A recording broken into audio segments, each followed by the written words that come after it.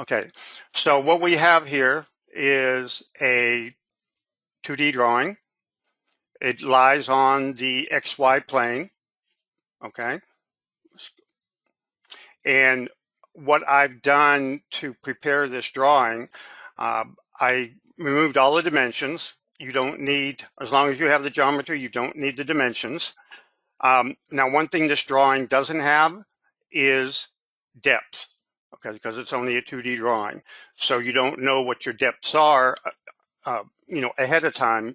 You need to know what they are in your drawing, analyze your drawing, make sure you understand the thicknesses, the depths of each operation type, and what you need, how you need to cut it as far as Z depths. And to make that easier, let me just show you a little bit else of what I did. I'm going to unload the tool library real quick.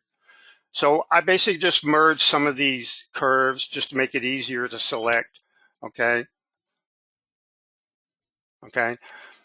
So I did that ahead of time. And one other thing I did was down here on the regions tab, I created predefined regions for my holes, okay? So I got 3 sets of holes here. And that's just to accelerate the demonstration so we're not bogged down in doing the relatively simple stuff.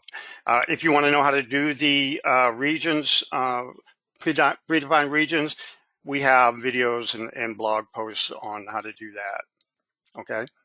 So, as I mentioned previously, what is critical for you to understand before you start doing CAM is the elevation of the part that you're wanting to machine, the different elevations. And your drawing may have an elevation view. Okay, if it does, that's great. That'll, that'll let you know how deep certain areas are that you need to cut. If your drawing doesn't have that,